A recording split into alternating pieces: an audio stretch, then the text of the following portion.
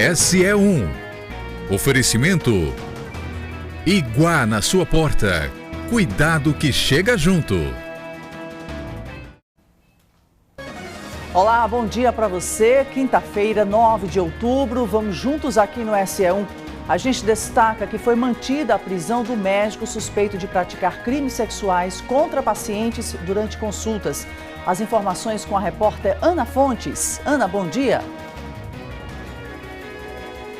Bom dia, Suzane. Bom dia a todos. Isso, a audiência de custódia durou poucos minutos. O médico, respondeu aos questionamentos feitos pelo juiz, da terceira vara criminal e ele foi mantida a prisão.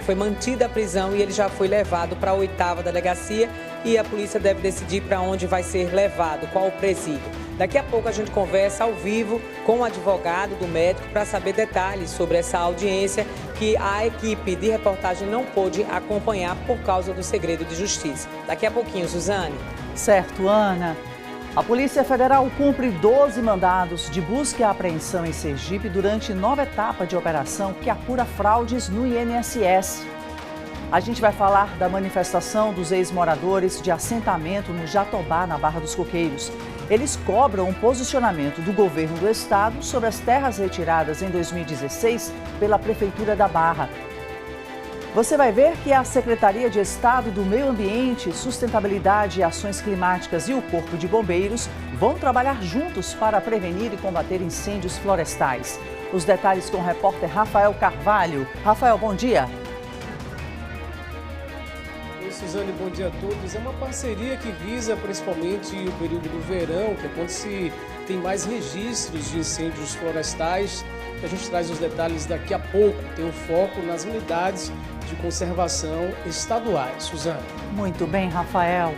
Pesquisadores da Universidade Federal de Sergipe vão avaliar o impacto da vacina contra a chikungunya no controle da doença. E ainda, os símbolos da nossa gente fortalecem o empreendedorismo da economia criativa. A moda é o setor que mais cresce com a valorização regional. É a partir de agora, no SE1.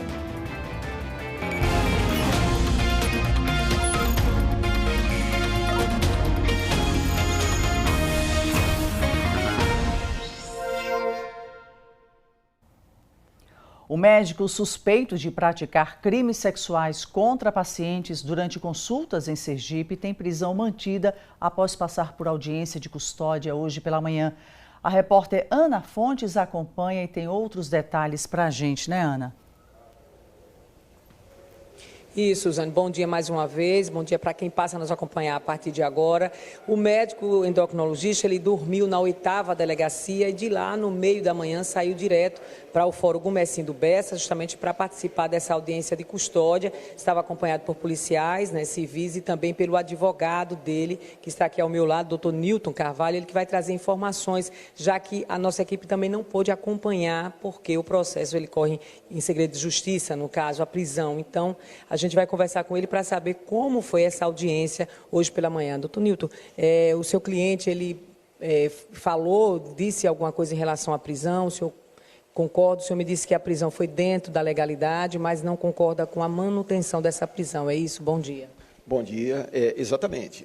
Hoje a audiência de custódia ela existe tão somente para aferir a legalidade ou não de uma prisão que foi determinada pelo juiz, pela justiça. Neste caso, como se trata de uma prisão preventiva já estabelecida, a manutenção da prisão foi entendida pelo juiz como necessária, com que nós discordamos desde já. E ainda hoje nós vamos impetrar, ou melhor falando, nós vamos providenciar todas as medidas para buscando a revogação dessa prisão, exatamente. O senhor acredita que ele pode responder em liberdade? Nós temos plena consciência disso. Veja, a prisão preventiva ela é a exceção das exceções. Existe um arsenal de outras alternativas que a disposição da Justiça, que permite com que a pessoa responda ao processo em liberdade, sem, contudo, a Justiça se esquivar das cautelares que ela entende necessárias, entendeu? Que o Ministério Público entenda necessário. Então, existe um arsenal de outras medidas que poderão ser utilizadas pela Justiça. São essas medidas que nós vamos pleitear que a Justiça adote ao invés da medida mais gravosa, que é a prisão preventiva. Tonilton, o senhor me disse que acompanha esse caso antes mesmo da prisão, o senhor já vinha conversando com o médico. Em relação aos fatos, né, segundo a investigação, o médico seria suspeito, né, de praticar atos criminosos sexuais contra pacientes durante esse atendimento médico, né? O senhor tem já informações sobre isso? O senhor já mergulhou na questão da investigação, detalhes? Pois bem, nós tivemos acesso ao processo hoje, tão logo participamos da audiência de custódia. Então, nós não temos acesso, aliás, eu ainda não li a essência da denúncia em si, eu não sei quais são os fundamentos que o Ministério Público se utiliza para pedir a prisão, não sei quais são os fundamentos que o delegado se utilizou para pedir a prisão. Tudo isso eu estou tomando conhecimento agora, apesar de já estar acompanhando o doutor Paulo há algum tempo, mas nós não tivemos acesso nem ao inquérito. Tivemos ontem, rapidamente, e ainda não formamos a nossa opinião, nós não tivemos acesso nem ao inquérito e passamos a ter acesso hoje, com a audiência de custódia, ao teor do processo. Então, com relação ao fato em si, eu não posso ainda emitir qualquer opinião, porque seria prematuro da nossa parte e até temerário emitir qualquer opinião nesse aspecto. Mas a prisão para vocês, o seu cliente, no caso o senhor, foi surpresa ou não? A prisão foi totalmente surpresa. Veja, o doutor Paulo, ele não, em momento algum, colocou qualquer óbice ou qualquer dificuldade nas investigações, manteve seu endereço atualizado. A prisão foi cumprida no local de trabalho dele, com todas as cautelas evidentemente observadas, mas veja, é completamente desmedida, desnecessária, incompatível com o nosso Estado democrático de direito, que hoje nós gritamos tanto, né? A prisão preventiva, nesta altura, ela é completamente incompatível. É contra isso, contra essa manutenção que nós vamos pleitear a revogação. Antes da prisão, ele foi ouvido, prestou depoimento à delegacia, como é que foi? Antes da prisão, nós o acompanhamos e orientamos que exercesse o direito ao silêncio, até porque nós não conhecíamos o teor do que havia no inquérito policial, e orientamos o doutor Paulo a somente prestar os esclarecimentos em juízo, que é o local onde o contraditório, a ampla defesa, na sala de audiência, onde tudo isso será colocado em pratos limpos e esclarecido e, evidentemente, comprovada a inocência do doutor Paulo. Doutor Nilton, o senhor tem consciência, já teve, né, essa informação de que na investigação teriam áudios que foram anexados sobre essa denúncia por parte das vítimas? O senhor chegou a ter acesso, o senhor me disse que viu hoje, né, de forma mais rápida, mas o senhor já teve acesso a isso, a essas provas que levaram à prisão? Eu tive conhecimento que havia um áudio. Eu ainda não escutei esse áudio, não tive acesso a ele. Como eu disse, estou chegando no processo agora. A partir do momento em que nós escutarmos esse áudio, a gente vai tomar as providências e explicar a razão daquele áudio. Não é a razão, não é a existência de um áudio por si só que define a culpabilidade ou, enfim, ou que ele esteja assumindo qualquer responsabilidade perante a Justiça. Esse tempo que o senhor tem acompanhado ele na delegacia, né, na ouvida, ele já se manifestou em relação aos fatos, disse alguma coisa que o senhor poderia passar para a gente?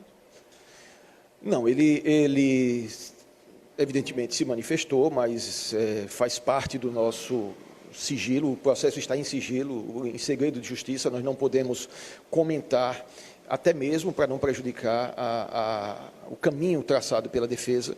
Então, nós vamos manter todas essas informações, a gente mantém dentro do sigilo dos autos.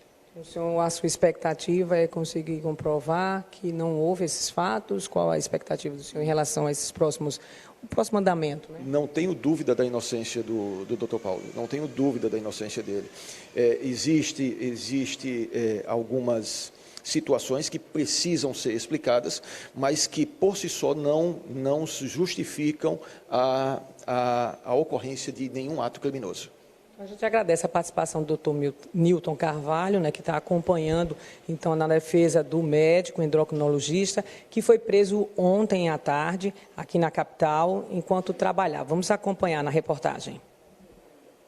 As investigações conduzidas pela 2ª Delegacia Metropolitana apontam que os abusos aconteciam em clínicas da capital sergipana e podem ter se repetido em outras situações. As vítimas, todas do sexo masculino, já foram ouvidas pela equipe policial. Analisando o caso em espécie, acabamos por pedir a preventiva em razão dessa possibilidade de reiteração. Haja vista que, sendo um médico, e tendo a possibilidade de continuar atendendo outros pacientes que poderiam, nesse caso, também serem vítimas. A investigação reuniu provas e depoimentos que reforçam as denúncias. Segundo a Polícia Civil, as apurações exigem cuidado e sensibilidade, já que os crimes teriam ocorrido dentro de consultórios, sem testemunhas. Crimes dessa natureza, elas ocorrem em lugares fechados, e muitas vezes só a vítima e o suposto autor.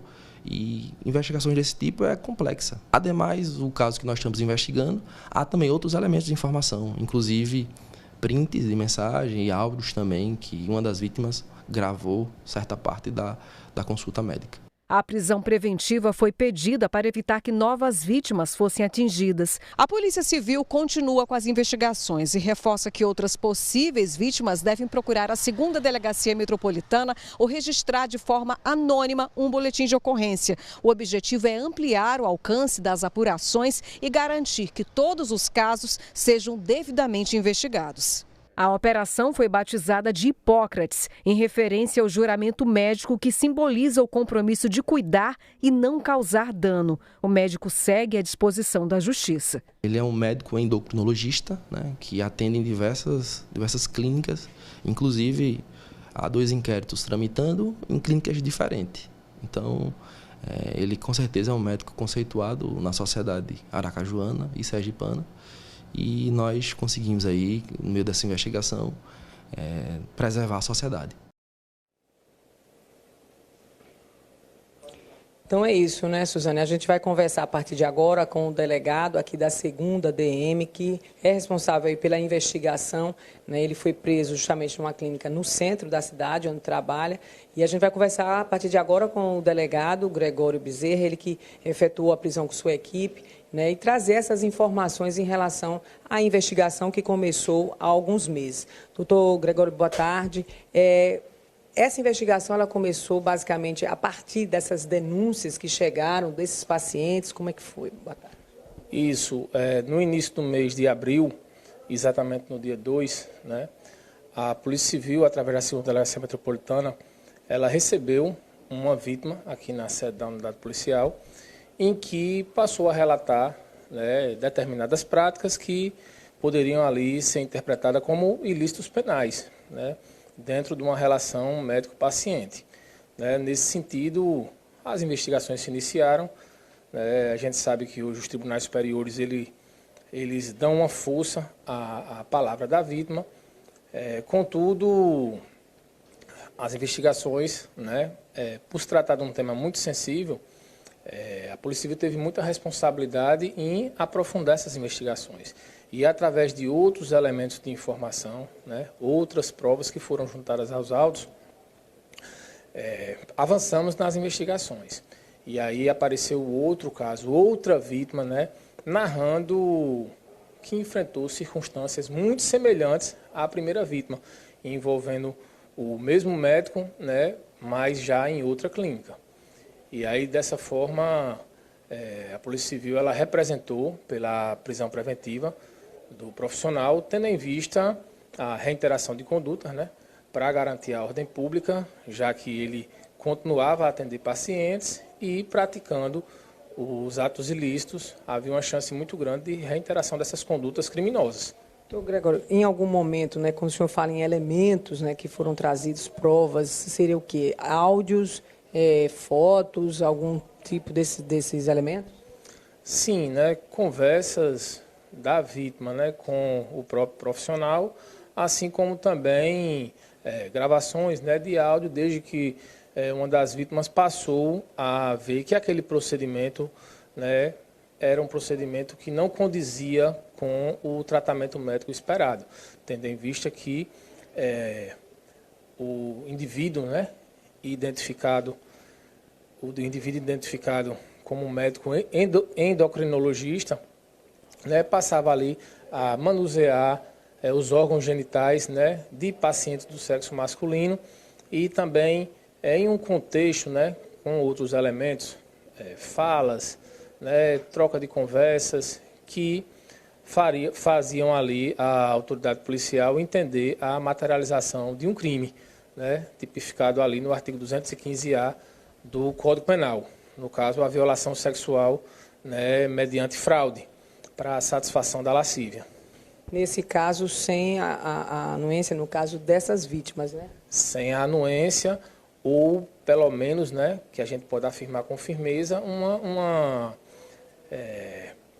uma dificuldade de consentimento no caso daquele, porque até então, quando a vítima ela se sujeita a um procedimento médico, ela dá toda uma liberdade, né, ao médico, ao profissional que, em tese, ele tem que agir conforme os ditames da lei, da honra, da moralidade, assim como o juramento que os profissionais da medicina realizam, né?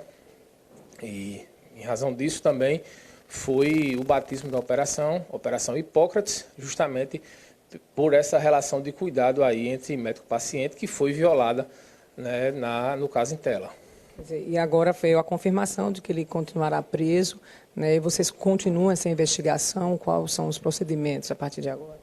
Isso, a Justiça Sergipana, né, através da Terceira Vara Criminal, ela foi muito assertiva quando ela deferiu o pedido da Polícia Civil de prisão preventiva, né, com o parecer favorável do competente membro do Ministério Público. Então, as instituições da persecução penal no Estado de Sergipe, elas têm um compromisso muito grande com a defesa da sociedade. E, nesse caso, foi, né, verificada essa necessidade de segregação cautelar do profissional médico. Nesse caso, o inquérito ele é concluído ou dá continuidade porque então, podem aparecer outras vítimas? Então, nesse caso, né, a própria Secretaria de Segurança Pública ela divulgou, né, a identificação do profissional, tendo em vista que a preservação da imagem daquele investigado, nesse caso, né, ela foi, como é que eu posso dizer? O que prevaleceu nesse caso foi o relevante interesse público de outras vítimas, por se tratar de crimes que ocorriam num ambiente fechado, né? Num ambiente muitas vezes que não haviam testemunhas, então há uma necessidade de responsabilização criminal, né, dos atos desse profissional. A gente entende que a classe médica, né, é uma classe que, em sua maioria, né, são profissionais que prestam cuidado à vida, à saúde dos pacientes, né? É uma classe extremamente nobre, com o tipo de atividade relevante que presta à sociedade, mas nesse caso em si, por haver uma questão da quebra da confiança, da violação da intimidade, da violação da dignidade sexual daqueles pacientes do sexo masculino, há uma necessidade de exposição, né? Como a Secretaria de Segurança Pública estabeleceu, não de uma forma para escarnecer, longe disso, mas para que outros pacientes do sexo masculino, que já há todo um tabu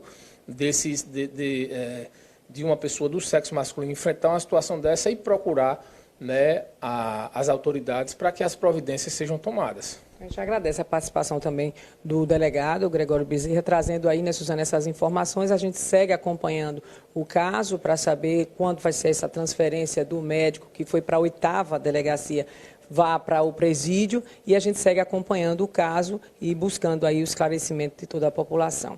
Suzana, é com você. Ana, e claro que se houver outras vítimas, é importante que elas também procurem, né, a unidade policial, uma delegacia, para também fazer essa denúncia. Muito obrigada pelas informações, Ana. Muito obrigada também à participação do delegado Gregório Bezerra. Bom trabalho. Bom, em nota, o Conselho Regional de Medicina disse que tomou conhecimento dos fatos envolvendo o médico por meio da imprensa e que irá iniciar os procedimentos cabíveis no âmbito ético profissional. O Sindicato dos Médicos de Sergipe diz que repudia veementemente todo e qualquer ato antiético que violente física, mental ou moralmente qualquer paciente e que é dever das autoridades prestar assistência às vítimas e apurar os fatos de forma rigorosa. A Secretaria de Estado do Meio Ambiente, Sustentabilidade e Ações Climáticas e o Corpo de Bombeiros firmam parceria para ações de prevenção e combate a incêndios florestais nas unidades de conservação de Sergipe. Com essa parceria, será realizado um diagnóstico das áreas mais afetadas, capacitação de brigadistas e plano de ação. O repórter Rafael Carvalho está na SEMAC e tem outras informações para a gente. Rafael. Suzane, o Estado tem 6 unidades de conservação, ou seja, aquelas somente estaduais, né? Tem as federais e o foco é principalmente nessas unidades de conservação, visto que em outros anos se teve aí, né, muitos registros de incêndios florestais, principalmente aí nessas unidades que têm que ser conservadas, né? Tem um motivo grande, por isso converso com Débora Dias, que é secretária estadual. Explica para a gente o que levou, né, essa decisão agora dessa parceria com o Corpo de Bombeiros. Claro que já existia a ação do Corpo de Bombeiros, né, quando se tinha incêndio nessas áreas. E agora como se dá? Então, boa tarde, Suzane, desculpe, e boa tarde a todos os ouvintes.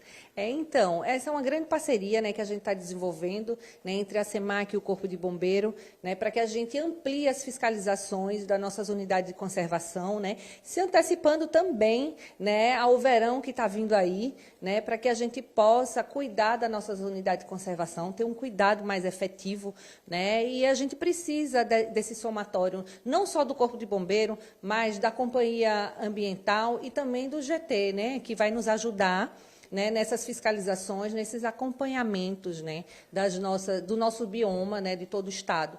Né, porque nós temos 5 unidades de conservação, né, são 55 mil hectares, né, de área protegida em todo o Estado, né, e isso é um patrimônio, né, e a gente precisa cuidar dele. Então, essa é a importância, né, de fazer essas parcerias, né, porque o bombeiro tem a expertise, né, de apagar o incêndio, né, e a gente está aqui trabalhando com prevenção, né, porque nós vamos desenvolver também a capacitação, né, da população, né, que mora, né, na redondeza das unidades de conservação, de como elas devem agir, né, no momento, né, de um incêndio, e não só, né, capacitar a comunidade, mas também o bombeiro capacitar os nossos técnicos, né, para que a gente possa se somar os esforços, né? É isso. Nós temos, por exemplo, unidades de conservação do Estado. Aqui em Aracaju tem ali a do Morro do Urubu, onde está o Parque da Cidade, e no interior tem outras também. Ali na região de Estância, Praia do Saca, é uma unidade de conservação também.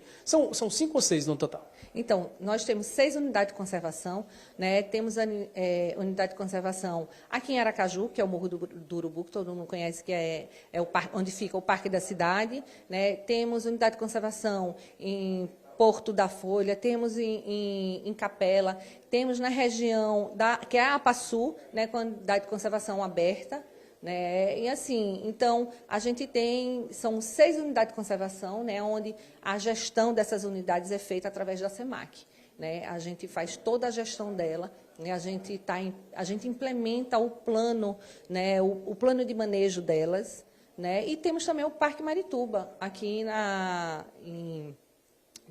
Barra, né, que é do outro lado aqui. Quando se tem incêndio florestal nessas unidades, a população tem importância muito grande, né? Elas que geralmente avisam, as pessoas que moram ali no entorno ligam para o Corpo de Bombeiros. A partir de agora, com essa parceria, essa questão se tem uma atenção especial, né? Uma prevenção maior, uma capacitação, inclusive depois do incêndio, a verificação ali da área, para observar se o incêndio não continuou, né, uma faísca, algo assim, e também a questão da preservação da área, depois da recuperação da área? Então, a intenção também é essa, né, para que a população seja os nossos fiscais, né, na localidade, que já que eles estão lá na ponta, né, eles nos ajudar de alertar quando houver qualquer tipo de incêndio, até mesmo depois que, como você mesmo acabou de falar, né, quando o bombeiro conter esse incêndio, às vezes fica uma faísca, né, e ele volta a desenvolver, né, eles puderem, para que eles possam também nos informar e saber como se portar num momento como esse, né? Claro que em algumas situações vocês contam com a ajuda do GTA, né, o Grupamento Tático Aéreo. Muito obrigado, secretária Débora Dias. Suzane. Muito obrigada pelas informações, Rafael. Agradecer mais uma vez à secretária Débora Dias. Muito obrigada. Bom, e representantes de famílias que ocupavam área na Barra dos Coqueiros fizeram protesto em frente à Secretaria de Estado do Meio Ambiente. Os manifestantes se reuniram no bairro 13 de Julho, na capital, na porta da Secretaria de Estado do Meio Ambiente, Sustentabilidade e Ações Climáticas.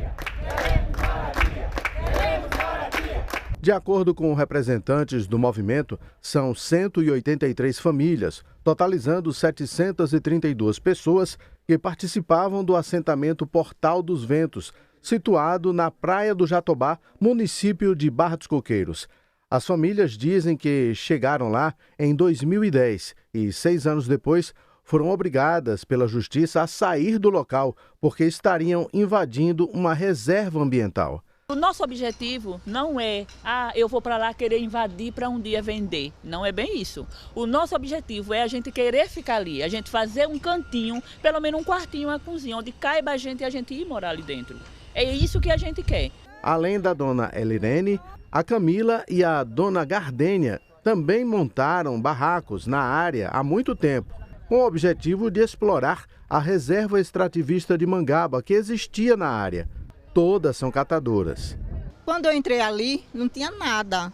Eu já entrei no mato mesmo, aí fiz meu barraco para poder catar mangaba, até proibirem a gente entrar nos terrenos, porque é o meu trabalho, eu preciso dali para poder trabalhar. Se não for assim, como é que a gente vai trabalhar? Não tem condições, então ele tem que devolver o que é da gente. A gente entrou ali, a gente lutou tanto para ter aquilo ali, para agora chegar, derrubar e tirar a gente assim do nada. Eles chegaram lá, disseram que tinha vindo com a defensoria de não sei de quê, do ambiente, e disse que todo mundo tinha que se retirar porque eles iriam derrubar. E a gente não podia fazer nada, e eles não tinham nada para fazer pela gente. Com os barracos no chão desde o ano de 2016, eles esperam agora uma intermediação do governo do estado para serem recolocados na mesma área ou numa área próxima, pois, segundo eles, nenhuma outra família que participa do assentamento tem outra moradia. Uma comissão dos manifestantes se reuniu hoje pela manhã com o secretário executivo da Secretaria do Meio Ambiente. Bom, antes de entrar e conversar ao vivo com a gente, a secretária de Estado do Meio Ambiente, Débora Menezes Dias, explicou o que ficou acordado com as famílias. Ressaltamos que o local em questão está inserido em uma unidade de conservação estadual de proteção integral, que é o Parque Marituba. E estamos cuidando diretamente das questões, garantindo que tudo seja feito de forma legal. A SEMAC vem cumprindo integralmente com suas obrigações administrativas e jurídicas relacionadas à regularização fundiária e à implementação do plano de manejo do local.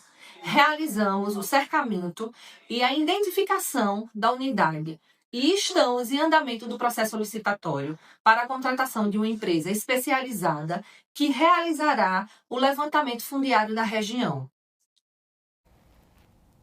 A gente traz agora notícias policiais. Hoje pela manhã, um tiroteio chamou a atenção dos moradores do bairro Santo Antônio, em Aracaju, envolvendo o secretário de Defesa Social e Cidadania, André Davi. As imagens rápidas registram homens no telhado e policiais militares na rua atuando na ocorrência. O som dos tiros assustou quem passava pela região. Outras imagens mostram o secretário, que é delegado de polícia, entrando em casas e falando com moradores. Bom, o secretário comentou a ocorrência. Nas imediações do local onde fica a emissora de rádio, nós nos deparamos com a situação de 2 elementos correndo e outra pessoa correndo atrás dizendo que era assalto. Então a gente é polícia, 24 horas a gente é polícia. A gente nunca imaginou que ia se deparar nessa situação e a gente se deparou, a gente tem que estar preparado. Então um dos elementos a gente percebeu que estava armado e ele subiu, né? Tentou, na verdade subiu na telhado das residências, houve os disparos. O outro elemento que ficou nas ruas foi pego, foi preso, a polícia militar chegou, nos apoiou, ele foi preso. Esse elemento que subiu nos telhados, nós pedimos autorização aos moradores para fazer a varredura no interior dos imóveis. Alguns moradores, inclusive, nos chamaram pedindo que a gente fizesse a varredura, porque se iam se sentir inseguros, né? Um elemento, um provável assaltante armado na residência. Então nós adentramos nas residências com autorização dos moradores. A maioria dos moradores nos chamou, né? Nos chamou para entrar. Fizemos a varredura, mas infelizmente não encontramos esse elemento que subiu nos telhados. O outro que correu, né, nas imediações da rua, foi preso, né, e vai responder essa ação criminosa. Repito, foi uma ação de inopino, uma ação de surpresa, não foi uma operação. Eu estava indo para uma entrevista, se você perceber, meus trajes não são trajes operacionais, são trajes de uma pessoa que está dando a entrevista. Mas a gente é polícia, 24 horas, tem que estar preparado para o pior, sempre.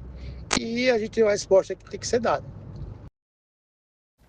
A ocorrência foi uma ação da Polícia Militar. De acordo com as informações da PM, durante o patrulhamento ostensivo, uma guarnição recebeu a informação que estaria ocorrendo um possível tráfico entre 2 indivíduos nas proximidades da Avenida Maracaju. A equipe foi até o local, momento em que os indivíduos, ao visualizarem as equipes policiais, empreenderam fuga, arremessando 2 tabletes de substância análoga à maconha. Um dos suspeitos disparou contra a equipe policial, invadiu a residência e fugiu pelo telhado, como nós ouvimos agora o secretário explicando. O segundo envolvido foi preso pelos militares e indicou o local onde havia mais entorpecentes, no bairro 18 do Forte. Foram apreendidos pouco mais de 5 quilos de substância análoga à maconha. Com o suspeito havia uma quantia de R$ 95. Também foram apreendidas as motos que os indivíduos estavam. O homem preso e o material apreendido foram encaminhados para a delegacia para as medidas legais que o caso requer. A Polícia Federal cumpriu hoje aqui em Sergipe 12 mandados de busca e apreensão durante nova etapa da operação que apura fraudes em benefícios do INSS. A operação da Polícia Federal foi em parceria com a Controladoria Geral da União. As equipes se deslocaram já nas primeiras horas da manhã desta quinta-feira para cumprir em Sergipe 12 mandados de busca e apreensão nos municípios de Aracaju, Umbaúba, Nossa Senhora do Socorro e Lagarto. Essa é uma nova fase da Operação Sem Desconto, que apura descontos indevidos em aposentadorias e benefícios do INSS. De acordo com as informações da Polícia Federal, o foco da operação aqui em Sergipe foi a identificação de pessoas que atuam como laranjas, representantes formais de entidades, empresas e bens vinculados aos verdadeiros responsáveis pelos crimes investigados. Ao todo, o objetivo é cumprir 66 mandados de busca e apreensão expedidos pelo Supremo Tribunal Federal nos estados de São Paulo, Amazonas, Rio Grande do Norte, Santa Catarina, Pernambuco, Bahia e no Distrito Federal, incluindo Sergipe. A ação de hoje é para aprofundar as investigações e esclarecer a prática de crimes, como inserção de dados falsos em sistemas oficiais, constituição de organização criminosa e atos de ocultação e dilapidação patrimonial. Um homem foi preso com cerca de 300 pés de maconha em Nossa Senhora do Socorro. A apreensão foi feita por policiais militares no conjunto Marcos Freire. De acordo com a PM, moradores da região informaram que havia um odor característico da droga e acionaram a polícia, que localizou a casa onde estavam a droga e o suspeito. Dentro da residência, os policiais flagraram as plantas em diferentes estágios de crescimento, com presença de estufas, iluminação especial e até sistema de irrigação. O BBRV registrou um acidente no município de Salgado na noite dessa quarta-feira. O fato ocorreu nas proximidades do povoado Abóbora, na rodovia SE 270. Um dos ocupantes do veículo era o vereador do município, Amaral Valeriano. O veículo em que o vereador estava colidiu com um animal solto na pista. Com o impacto, o carro acabou pegando fogo logo em seguida. O vereador foi socorrido por uma equipe do SAMU e encaminhado para a unidade hospitalar. Nós não temos informações oficiais sobre o estado de saúde da vítima. Veja a seguir, pesquisadores da Universidade Federal de Sergipe vão avaliar o impacto da vacina contra a chikungunya no controle da doença. E tem ainda o quadro Chama o SE1 que resolve. Agora 12 horas e 21 minutos. O SE1 volta já.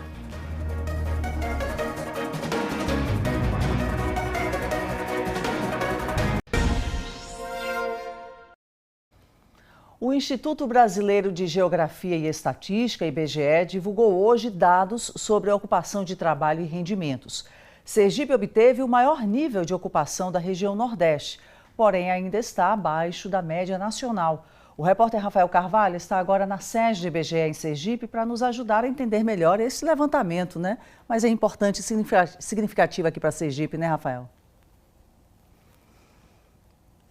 Suzane, para entender em resumo como o Sergipe se situa em meio a esses dados divulgados agora pelo IBGE, que dizem respeito ao censo de 2022, Sergipe se destaca no Nordeste quando se fala em taxa de ocupação, no Brasil não se destaca, mas quando se fala em faixas de renda, Sergipe está abaixo da média do país e a gente vai entender esses números agora com a representante do IBGE, a Magali. Magali, seja bem-vinda ao SE1. Sobre a taxa de ocupação, qual a nossa taxa, né, para a gente ficar em primeiro no Nordeste, como a gente está no contexto nacional? A taxa de Sergipe de nível de ocupação foi de 48,2%. Ela ficou acima, né, da média nacional, a média nacional foi de 45,5%. Agora a gente fica abaixo realmente da média nacional, que foi de 58,5%. Ou seja, a gente tem uma taxa relativamente boa quando se fala na região do Nordeste, né? Quando coloca no Brasil todas as regiões, aí cai muito. E esse número do IBGE leva em conta aquelas pessoas também que estão na informalidade? Isso mesmo. Na verdade, o censo ele pergunta sobre todas as rendas de trabalho, etc., de ocupação, e inclusive as pessoas que estão na informalidade. Então, pergunta também se tem carteira assinada, se, por exemplo, a gente tem um nível razoavelmente alto, quase 30% das pessoas que trabalham por conta própria, e aí uma das perguntas é se tem CNPJ, né? Então, a gente tem uma média de 36% dessas pessoas não tem CNPJ também. Então, a gente consegue pegar essas informações. Por exemplo, uma das atividades que a gente acompanha é o trabalhador doméstico. A gente tem aproximadamente 4% da população sergipana trabalhando como trabalhador doméstico e só 25% tem carteira assinada. Então, a gente consegue pegar essa informalidade também das informações. Aí um dado que chama atenção, por outro lado, né, Sergipe aí não se destaca, né, que é a questão das faixas de renda. No Brasil, 1/3 das pessoas ocupadas essas pessoas ganham até um salário mínimo. Já em Sergipe, quase 60% ganham até um salário mínimo. E 86% no total de todas as pessoas que trabalham, têm alguma ocupação, ganham até 3 salários mínimos? Isso. Em Sergipe, a gente aproximadamente 58% da população recebe até um salário mínimo.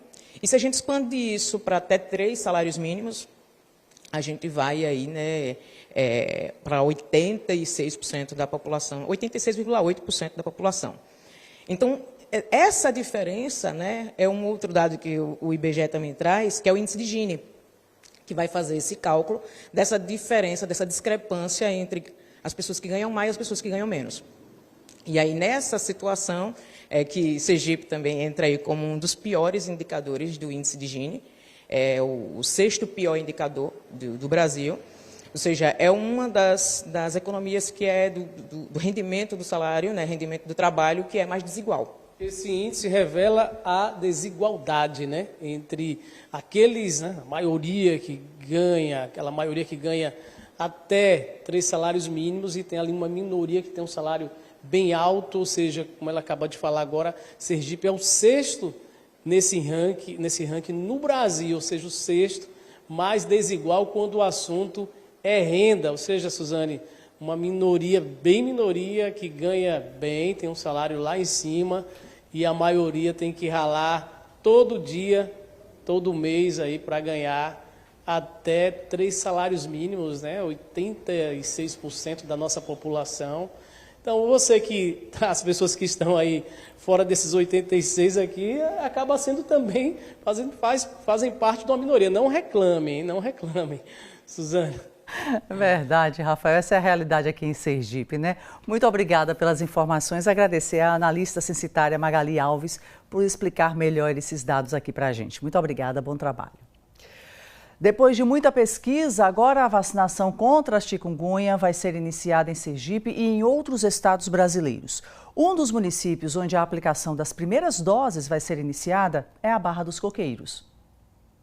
O ponto de partida da equipe de pesquisadores do Centro de Pesquisas Clínicas da Universidade Federal de Sergipe foi a Unidade Básica de Saúde Maria Antônia dos Santos, na Barra dos Coqueiros.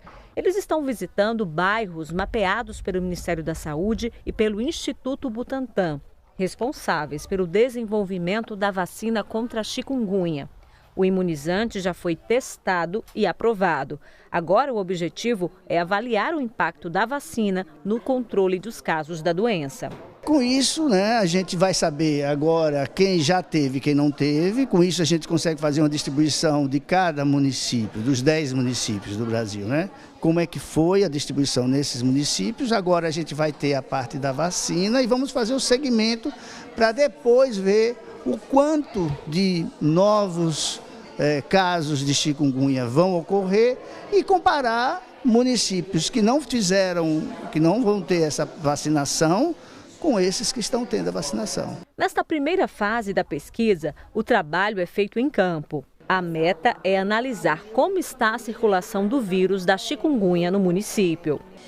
Pegamos também os dados da pessoa, pegamos o período que ele mora naquela região, se ele já teve chikungunya, se ele já teve dengue, se ele foi vacinado nesse período, se ele recebeu vacina, se ele se previne, se ele usa repelente, se ele dorme de mosquiteiro, se ele controla o ambiente da casa contra focos de água, para poder não proliferar nesse local. A finalidade é, se já teve sintomas, se ele tem esses cuidados em casa, o calendário vacinal, como é que está, para entender um pouco como cada região, como cada bairro está se comportando mediante esses casos de chikungunya. Durante as visitas, os moradores são entrevistados e tem uma amostra de sangue coletada para a realização de testes que identificam se já tiveram contato com o vírus. Milena recebeu a equipe de pesquisadores em casa. Eu já tive e me sinto privilegiada de passar por isso, de fazer esse teste, para ter mais segurança e que todas as pessoas abram suas portas, porque o bem para todos é uma doença insuportável. Até hoje eu ainda tenho sequelas. E que a população de Barra dos Coqueiros tenha ciência do que está acontecendo. Esse mesmo trabalho, realizado aqui na Barra dos Coqueiros, acontece de forma simultânea em Lagarto, Simão Dias e outros 7 municípios de estados como São Paulo, Minas Gerais e Pernambuco. Ao todo, 10 municípios brasileiros foram selecionados pelo Ministério da Saúde e pelo Instituto Butantan para levantar dados sobre a prevalência do vírus e monitorar o avanço da chikungunya no país. Com isso, a gente pode agora ter uma boa noção do que já aconteceu de chikungunya nesses lugares, e para poder fazer o segmento depois que a vacina for usada. Em uma segunda etapa, prevista para novembro, as vacinas começarão a ser aplicadas. A responsabilidade pela vacinação será dos próprios municípios. Vai ter disponível nas nossas salas de vacina o imunizante. A gente também vai fazer ações itinerantes em praças, igrejas, condomínios, para que a gente consiga abarcar toda a população que a gente já conhece da Barra dos Coqueiros, que é um município dormitório. O pessoal sai para trabalhar e volta à noite. Então, a gente precisa pensar nessa estratégia para poder conseguir um número, que é um número grande. A gente precisa vacinar pelo menos 11 mil pessoas em um período de 4 semanas. Então, vai ser trabalhoso e a gente precisa realmente do comparecimento dessa população. Além da aplicação das doses, as equipes municipais também vão comunicar aos pesquisadores os registros de novos casos de chikungunya. A ideia é garantir o acompanhamento do impacto da imunização. A primeira fase é a questão da prevalência. Se a nossa população da Barra dos Coqueiros já teve contato com o vírus da chikungunya. A segunda fase é a vacinação. Então, a gente vai vacinar as pessoas para que, com o segmento, na terceira fase, a gente consiga descobrir se essa vacina ela consegue diminuir os casos de chikungunya e se ela consegue diminuir a prevalência, porque existe uma diferença entre incidência e prevalência, né? A incidência é aquilo que vai acontecer, eu não tenho hoje e tive uma incidência. E prevalência é aquilo que já está na nossa população, né? Que, inclusive, é um dos motivos pelos quais a Barra dos Coqueiros foi sorteada, foi escolhida, porque existe uma prevalência alta no nosso município. Chegou a hora do quadro Chama o SE1 que Resolve. Uma telespectadora que transitava pela rua Nossa Senhora da Glória, no cruzamento com a rua Alto do Morro da TV, aqui na capital, registrou um buraco que está comprometendo a conversão de uma rua para outra. Nas imagens é possível perceber o tamanho do buraco. A telespectadora nos contou ainda que, enquanto buscava o melhor ângulo para registrar a cratera, um carro de passeio teve que entrar nela para seguir, porque não conseguiu espaço para desviar devido à extensão do buraco. A nossa equipe entrou em contato com a Empresa Municipal de Obras e Urbanização, a EMURB. A empresa informou que hoje mesmo um fiscal será encaminhado ao bairro Cidade Nova a fim de verificar o buraco e, em seguida, analisar a resolução do problema. Em Nossa Senhora do Socorro, uma moradora reclama de um buraco na rua 173 do conjunto Albano Franco, que está causando prejuízos para os pedestres. Estou enviando esse vídeo porque já tem mais de 20 dias que fui na Iguá, no atendimento no Shopping Prêmio, para resolver sobre essa cratera que abriu aqui na porta. Ó. Já caiu uma criança aqui, quase quebra o pé, porque não foi mais grave, porque a mãe estava segurando na mão, tá vendo? A cadelinha de uma senhora aqui caiu dentro e já está comprometendo quase a minha calçada. Então, igual aqui é na rua 17349, no Albano Franco. Então, eu peço a ajuda da TV Sergipe para ver se soluciona esse coisa. Tá sem poder nem colocar o carro, porque tá toda oca. A gente fica até com medo do carro do lixo, porque a pista tá toda oca. Quando a gente olha o buraco, é muito profundo. É muito profundo. Aqui foi que a gente colocou para sinalizar, para ninguém pisar, principalmente criança, quando vem da escola, que vem correndo. Nos ajude, TV Sergipe, a resolver esse problema, porque eu estou vendo a calçada minha calçada desabar. Nós entramos em contato com a Iguá Sergipe e com a Prefeitura do município de Nossa Senhora do Socorro. A Iguá Sergipe informou que uma equipe se dirigiu ao local, no entanto, identificou que a origem do problema está em uma manilha responsável pela drenagem da água pluvial da via. Nós procuramos a Prefeitura de Nossa Senhora do Socorro, que informou que não tinha ciência do problema, mas encaminhará amanhã uma equipe ao local para verificar se o caso em questão se refere a uma rede de responsabilidade da empresa de saneamento ou do município. Caso seja de competência municipal, a gestão afirmou que serão adotados os devidos encaminhamentos para solucionar o problema. Vamos agora aos destaques do Globo Esporte. Tâmara Oliveira, boa tarde.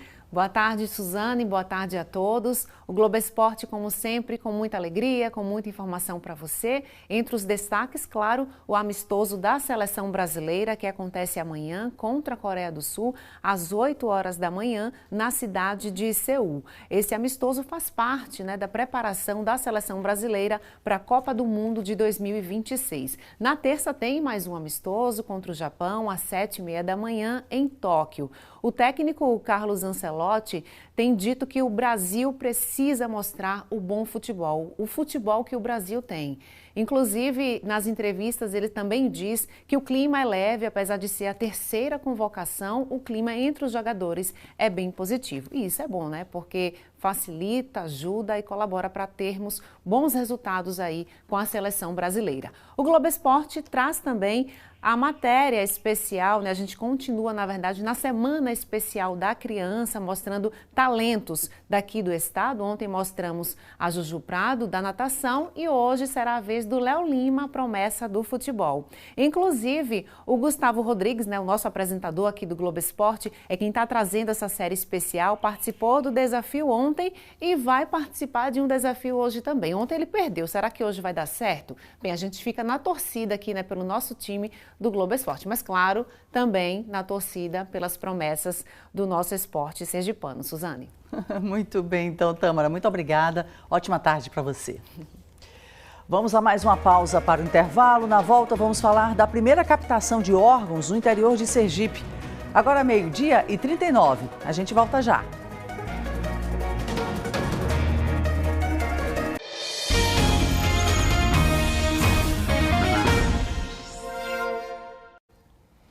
O SE1 já está de volta e a gente fala agora que, pela primeira vez, uma captação de órgãos foi realizada no interior do estado.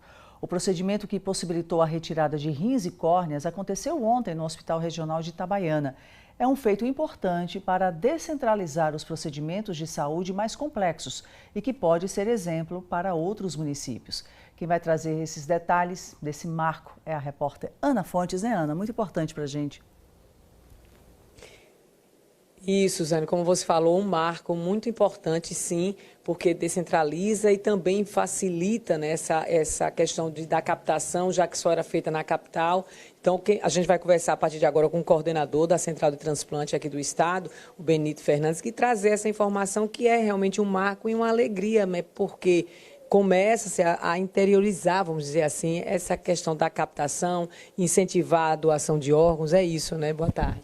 Boa tarde, Ana, exatamente. Essa oportunidade nos mostrou que nós temos estrutura com capacidade para poder realizar as captações de órgãos no interior do Estado. Então, a Central Transplantes hoje tem parceria com o SAMU, parceria com a Polícia Militar, parceria com o GTA. Então, isso na questão de doação de órgãos, onde você tem um tempo de isquemia muito curto, como coração, pulmão, o Estado já tem capacidade para realizar as captações, né, desses órgãos no interior do Estado. E nesse caso não foi de repente, porque esse pessoal já estava treinado, vocês estão fazendo esse treinamento? Então, para realizar o diagnóstico, o médico precisa ser especificamente capacitado. Nós já realizamos treinamentos em vários hospitais do Estado, né, cursos para determinação de morte cefálica. Então, temos profissionais capacitados, então, tanto os enfermeiros no curso de acolhimento familiar, comunicação de má notícia, no sentido de instrumentalizá-los, né, como entrevistar essa família, de que forma que essa família precisa ser acolhida para que ela consiga, né, realizar a doação. E assim foi, vocês conseguiram fazer essa captação, quantos órgãos?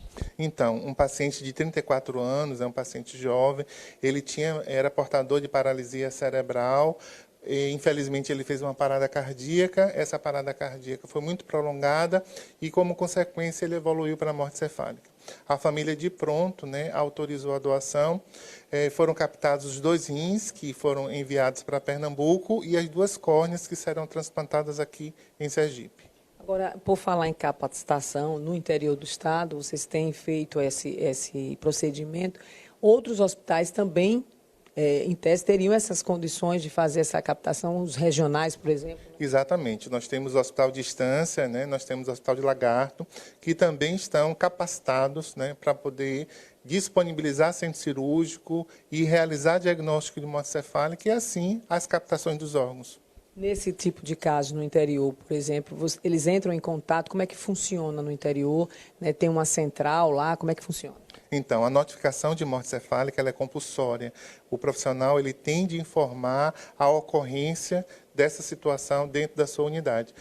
Ou a Central de Transplantes ou a Organização de Procura de Órgãos. A Organização de Procura de Órgãos, que ela é operacional, ela vai até o hospital, acompanha o diagnóstico, ajuda, né, na manutenção desses órgãos e também na questão do acolhimento familiar. Em a família autorizando, aí esses órgãos eles são inicialmente distribuídos aqui dentro do nosso estado e, posteriormente, nós disponibilizamos para a Central Nacional. E por falar em doações, transplantes, como estamos, né, esse ano aí? Então, graças a Deus, esse ano está sendo um ano promissor. O contrato com a Hospital de Cirurgia já foi assinado, o ambulatório já começou, então nós já estamos com pacientes realizando exames para ser listado aqui no estado e daqui a um tempo a gente conseguir realizar esses transplantes de rim aqui mesmo. Com certeza também, paralelo a todo esse trabalho, vocês fazem também a conscientização dessa população, né? Imprescindível, né? A gente está instrumentalizando a sociedade para que as pessoas, de uma forma consciente, elas possam optar pela doação. A doação de órgãos, ela vem transformar esse momento tão delicado, tão difícil, que é a perda de um ente querido, no ato de solidariedade, no ato de amor, no ato de cidadania, porque qualquer pessoa pode precisar de um órgão, qualquer pessoa pode precisar de um transplante, do mesmo jeito que qualquer pessoa pode doar. Com a morte, o nosso corpo vai perecer. E aí a oportunidade da gente estar ressignificando esse momento, né, podendo salvar outras pessoas. Então, a gente agradece ao coordenador, né, da Central de Transplante e, como a gente falou no início, né, Suzane, um marco importante, então, essa captação no interior do estado, e a gente torce que esse procedimento possa acontecer, né, sirva de porta aberta para outras captações num ato tão importante de amor ao próximo, né, que é a doação de órgãos. Com você, Suzane. E que a partir justamente desse primeiro, esses municípios que têm estrutura possam seguir o exemplo, né, Ana? Muito obrigada, agradecer mais uma vez ao coordenador Benito Fernandes. Muito obrigada. A cultura da região Nordeste tem contribuído para a economia, principalmente na moda. Em Sergipe, muitos empreendedores crescem no mundo dos negócios graças aos símbolos tão característicos do nosso povo. Cores vibrantes ou mais suaves, cajus, cactos, letras de música que celebram o orgulho de ser nordestino em cada detalhe. A moda produzida em Sergipe vem conquistando espaço, mostrando que criatividade também é negócio. Rafa, por exemplo, é historiadora, estilista e empreendedora. Ela trocou a sala de aula pelo ateliê de costura, criando peças que valorizam a cultura nordestina, unindo tradição e inovação. Eu sempre fui uma apaixonada pela estética do cangaço, por cultura popular, pelo Nordeste. Eu tenho um mantra que eu costumo dizer que o Nordeste é fonte inesgotável de inspiração. E é muito do que eu acredito, é muito do que eu trago quando eu estava lá em sala de aula e também para as minhas criações enquanto estilista. Alguns elementos se destacam nas criações, como a renda irlandesa, presente em diversas peças. Os símbolos são diversos. A tototó, são os cajus, que é um símbolo forte, nossa mangaba, nossos artistas. Então eu já criei coleção em homenagem ao artista Veio, a Fábio Sampaio, e tem muitos outros artistas que eu almejo homenagear, né? Ela diz que as coleções são escolhidas por quem busca autenticidade e que artistas locais e nacionais também já vestiram as peças. Outra empreendedora que aposta na força da cultura local é Laíris Carvalho. Ela transforma símbolos e elementos do cotidiano nordestino em camisetas e acessórios, mostrando que a moda também pode contar histórias. A ideia que eu quero passar é que levar o Nordeste, levar Sergipe para fora, tanto aqui no Brasil como para fora do Brasil também. E aí a ideia das estampas surgiu da minha cabeça. Eu vejo o que eu quero remeter. Eu quero que tenha Luiz Gonzaga, quero que tenha a música de Luiz Gonzaga, que a gente traz muito o Nordeste, a musicalidade. Então aí eu vou criando, pensando no que eu vou estar fazendo. Há 5 anos, Laíris não imaginava que trabalharia com moda. Formada em nutrição, começou no ramo da maquiagem, mas a pandemia mudou os planos. Hoje ela possui uma marca especializada nessas peças aqui.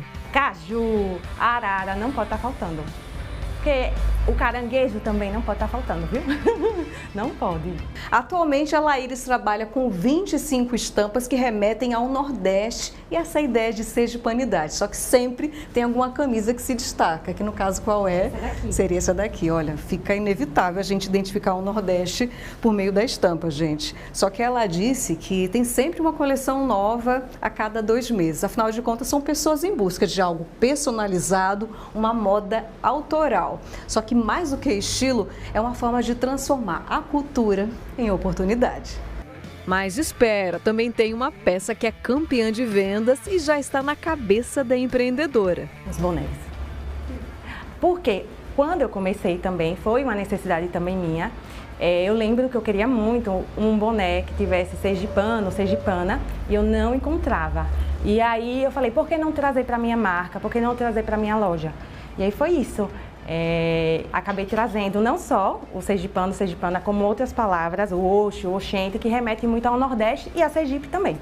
O trabalho dessas empreendedoras integra um mercado em crescimento, movimentando milhares de negócios em Sergipe. O estado conta com quase 10 mil empresas ligadas ao setor de vestuário, sendo mais de 4 mil em Aracaju. A maior parte atua no comércio, com cerca de 8 mil estabelecimentos ativos. Na indústria da moda, são aproximadamente 720 ateliês sob medida e 510 empresas de moda íntima espalhadas pelo estado.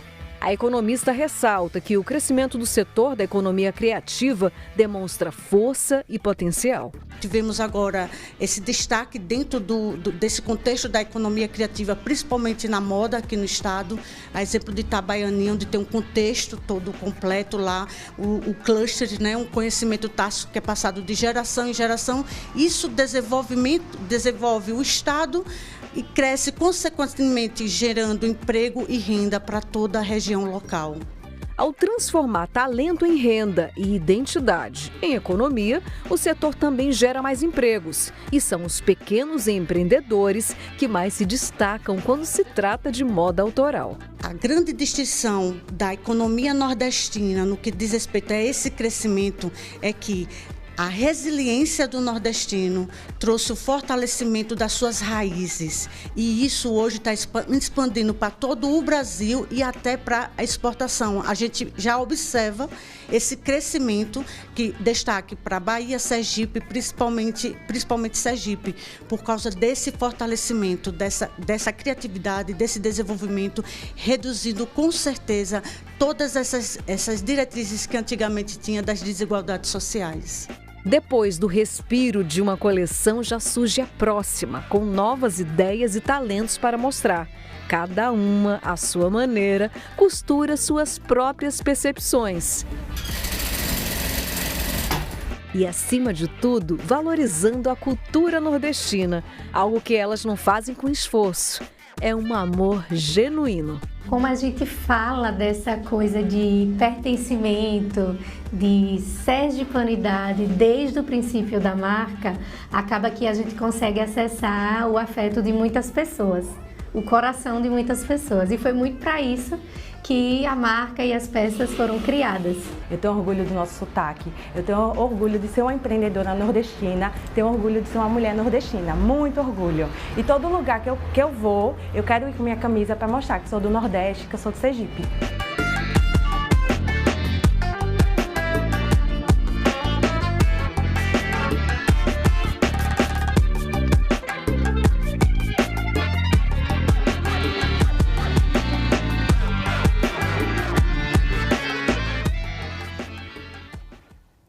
Tudo muito lindo mesmo, né? A nova fase da Operação Nacional de Combate aos Descontos Irregulares, deflagrada hoje em 7 estados, incluindo Sergipe, mais o Distrito Federal, é um dos destaques do Jornal Hoje, que vai falar também sobre a inflação no Brasil, a alta no preço da energia elétrica e a queda no preço de alguns alimentos. Veja o que mais é destaque com César Tralli. Olá, boa tarde. Como é que anda a sua renda? Está conseguindo pagar o básico pelo menos ou nem isso? A inflação oficial do Brasil ela subiu quase 0,5% em setembro. A habitação liderou a alta, principalmente por causa da conta de luz. O alívio vem do preço dos alimentos. Esses preços caíram pelo 4º mês seguido. Ovo, arroz, cebola e alho lideram aí os destaques das quedas. Bom, a gente está sempre de olho aqui também no escândalo de roubalheira do INSS. Tem uma nova operação da Polícia Federal hoje contra descontos ilegais em benefícios da Previdência.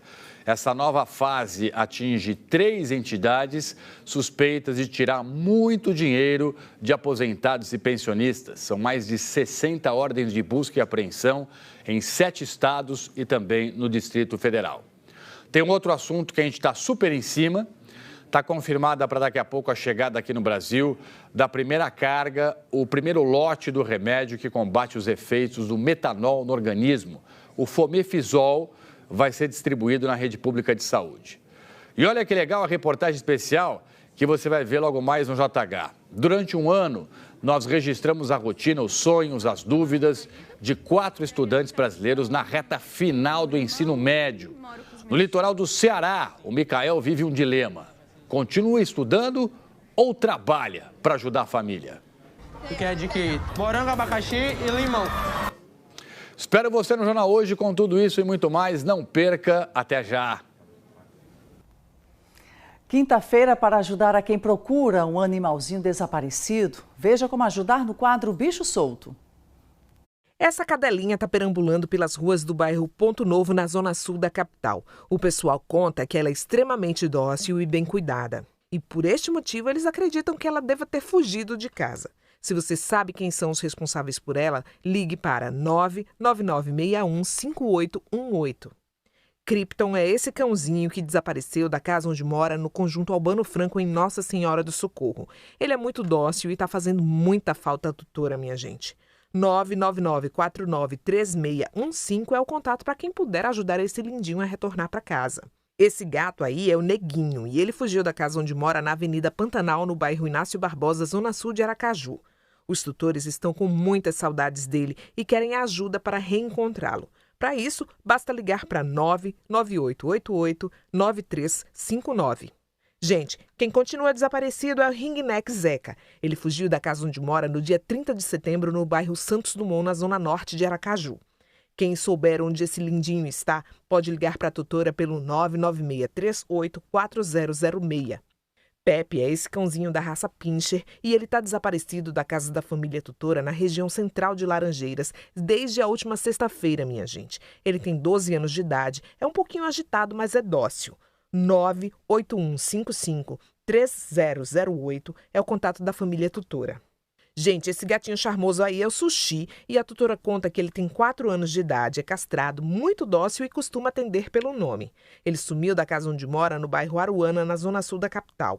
998731561 é o contato da tutora caso você tenha notícias desse lindo. Esse ringneck que você está vendo aí, nessa foto, é o Nino. Ele tem apenas 3 meses de idade e continua desaparecido da casa onde mora, no conjunto Augusto Franco, na zona sul da capital, minha gente.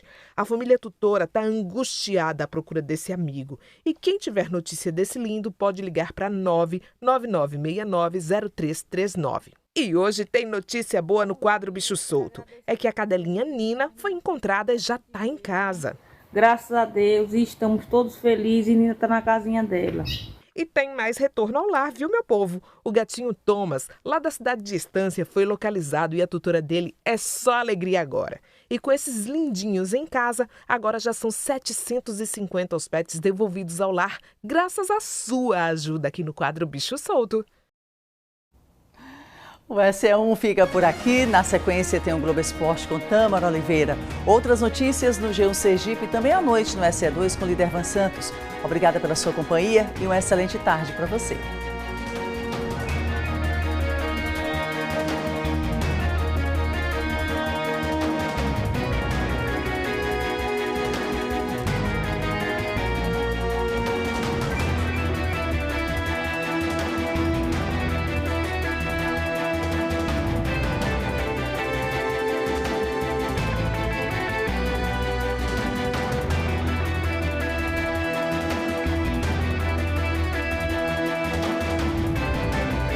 SE1.